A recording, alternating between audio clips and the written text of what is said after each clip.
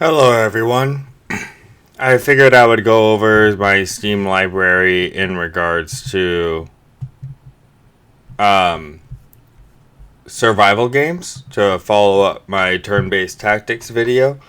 So, if you like survival, first of all, Wayward is a turn based tactics survival game. So, there's that.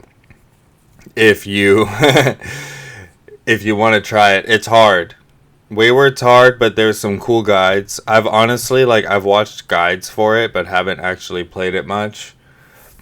But I do like watching people play because it's cool once you know what you're doing, but it's difficult. So starting from the bottom, I suppose we'll go bottom to the top. Why not? So that's Wayward. Top down, one person turn-based, simultaneous turn-based survival game where it's a lot like, actually, Unreal World. It's, I would say, the closest game to Unreal World that there is in the survival genre right now as far as modern indie games. Unreal World, as you can see, 29 years of labor of love. If you haven't heard of it, it's older than me, and I'm 29. It's as old as me. It's from 1992, 1991. So, yeah. It's been getting updated for that entire time. And if you don't mind learning the outdated UI, the 1990s UI, then it is probably the best survival game. I have only put 10 hours into trying to learn it and not gotten that far with it, but I do think that if you, between Unreal World and The Long Dark, if you just want pure survival, it's between those two for what the best survival game is, and Unreal World takes a lot more investment than The Long Dark to get into and to be able to play because it's super old school. So, moving on from there, we have This War of Mine. This is a pretty cool side-scroller survival game where it's kind of a colony sim slash exploration slash survival game. But there's the whole tech tree element and resource management element is very survival-y. And then you get to scavenge for resources. It's pretty fun. And then we have Surviving Titan, which is an indie game that I haven't actually played yet. It's basically, think Stardew Valley without the farm necessarily needing the farm, without the farm theme. As you can see, you can still farm crops. And it seems really fun and pretty good. So it has good reviews. I think Surviving Titan would be a very cool one to pick up just for cheap. It's like 15 bucks, and especially wishlist it.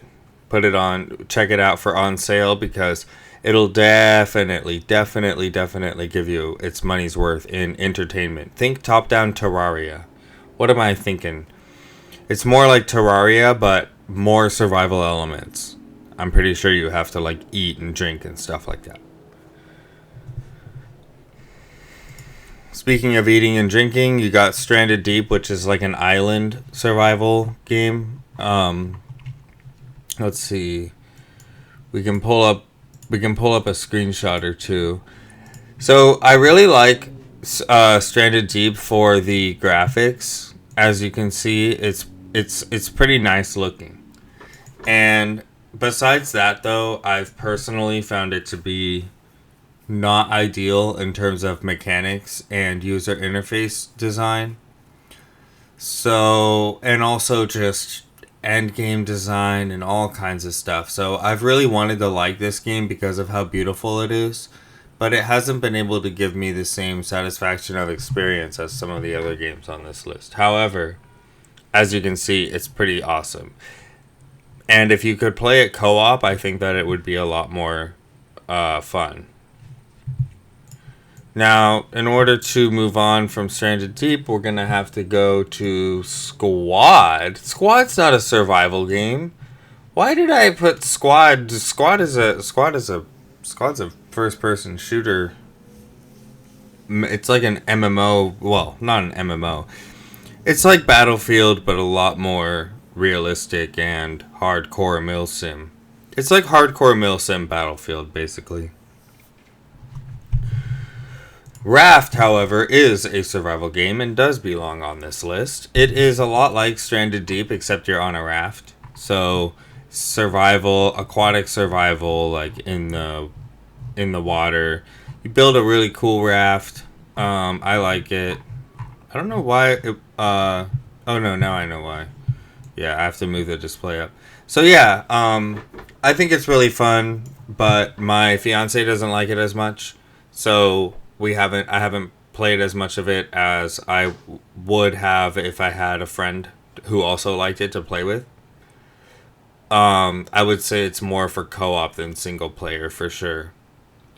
Just because you have to manage this huge raft, and it's fun to build it, but in single player it's a lot of labor. But single player is the long dark. I would say this is an unquestionable buy, like just like an auto buy, especially on sale if you want to try single player survival game. It's pure, it's rich, it's vast. God, it's so vast, the map, the world. And it's pure survival. It's just you and the elements and nature. That's it. So you gotta scavenge for what you can. I mean, they just added a cool area, perilous constraint. Haven't even been there. You can spend... I have 70 hours in it, and I've only been to like half of the game. Half the map. Because it takes that long to familiarize yourself and learn it and really get used to surviving in the wild out there and just everything. So yeah, definitely peak survival. Single player though, very lonely, very quiet. It's not every man's game, but or every woman's game certainly, but it is a game regardless. Frostpunk is like colony sim survival. So if you want to manage a city of people from the god perspective, top down, then this is more for you. So yeah, I never personally liked it because I just have never liked survival-y colony sims. I like colony sims that are more about fighting external enemies rather than the elements. Frostpunk is a lot like The Long Dark, except a colony. The Forest. This is a really cool one. Horror elements. I would definitely watch a trailer for this. It's another staple, I would say, of like modern survival games. You can play co-op. Had a lot of fun. You build a base. There's cannibals on an island, and chopping down the trees in this game. This game has the best tree chopping. So, and that does matter in a survival game, alright? You have to chop down a lot of trees, and the forest makes chopping down trees as cool as any game can make it. And it's satisfying to build, too. So, if you like building survival games, like The Long Dark is exploration. You can't build. You can only... There's plenty of structures and like abandoned areas, like abandoned structures. But the forest there's nothing but cannibals, and you have to build your own structure and survive on this island. Don't Starve Together. Well, hey, Don't Starve Together is just Don't Starve, but together. So we have Don't Starve here and Don't Starve Together. These are top-down survival games, a lot like Surviving Titan or Well, yeah, Don't Starve is kind of its own thing. It is a great, great survival game. If you've never played it, I would certainly recommend you should at least try it out because, or watch a trailer because the art style is fantastic, and you can do all kinds of things in this game. The only downside with it that I would say is that the survivally elements do constrain you in terms of what you can do. Like, it makes it harder to have role play servers or anything like that because it's just mostly about not starving. So if you really just want pure survival, you can run Don't Starve, especially to make it harder. And yeah, like, it's you can play on pure permadeath where once you die it's over. That's it. Doesn't matter if you've been playing for 60 hours. You're dead. So you can play like that if you want. You can play however you want. However, you can't play totally free. And I wish that there was more of a sandbox mode in Don't Starve, but there isn't. I've been waiting. So we got Darkwood. This is a weird one. I've only played it for 20 minutes, and it's a really weird top-down game where you're kind of trying to survive in this hellish demon world. And it's just you, and it's horror. This is horror. This is survival horror. Darkwood is actually like pure horror. Like, it's terrifying and messed up and dark. So if that's what you're going for, something more like Amnesia, this is like Amnesia mixed with survival, I would say. And you can also defend yourself at least a little bit. And finally, we have Cryofall, which is a lot like Don't Starve. It's much more obscure, much more like literal orders of magnitude more obscure. Don't Starve is very popular. Cryofall is not. I personally like Cryofall much, much more than Don't Starve. So it's not a bad game at all. Like, the PvE is pretty fun. It's not as fleshed out as it's not as huge as Don't Starve, so I would say you're gonna get, Don't Starve, you can get hundreds and hundreds, maybe maybe even like 1,000 or more hours. But Cryofall is gonna be more of like a 60 to 100 hour experience, which is still long.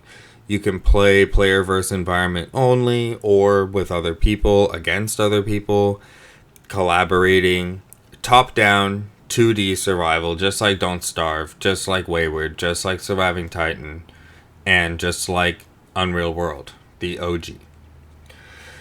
Cool, so that's all the strict survival games that I have categorized as such right now. There's others out there, a lot of others out there. I would recommend going to the Long Dark's Steam page and then checking on games like this, more like this, because then you'll see the new ones that are like still coming out. Because there's new games that come out every month, every week from all over the world. So if you're willing to look at indie games and stuff, like, there's a lot of new things coming out all the time. So you can just go ahead for any of these games. Just head over to the store. Just head over to the store page. Head over and just check out. Oh, games like this. Let's check it for Cryofall. Maybe there's something new. We'll do it right now to end the video.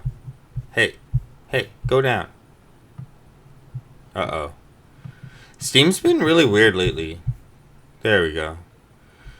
So we got like Dying Light. That's another one that I have never bought because I've been waiting for the sequel. You got Project Zomboid, of course, but that one, they're still trying to make the co-op work. So I'm waiting for the co-op to work, and then I'll learn Project Zomboid. It's a little bit steeper learning curve. We got like other games here. Stormworks came out last year. Build and Rescue. Factory Town is another colony, but it's not really survival. See, these aren't totally survival. Dismantle's not either. But it's brand new. If you want to see Dismantle, it seems pretty cool. It's more of a puzzle game from what I can see. RimWorld is a survival game, but it's really a colony sim. I should do a colony sim video. 7 Days to Die is zombie survival. And then, yeah, you got games like DayZ, too, if you're into that, like, open world, huge survival, like Ark. But I consider these more open world. Like, there's a difference between, like, an open world base building game and a survival game. Like, The Forest is as close as I would say is, like, a base building open world survival, but still pure survival. And then Subnautica, you know, I would consider that like an exploration game rather than a survival game because the survival elements, it's like saying, like, you know, the survival elements are similar to those in like Escape from Tarkov, where it's like not really part of the core gameplay. So, anyways, thanks everyone. I hope that this was pretty. I hope that you at least got some game that you hadn't heard of before, maybe to wishlist or check out. So yeah, thanks. Gotta pull up OBS here, stop the recording. Okay. Goodbye.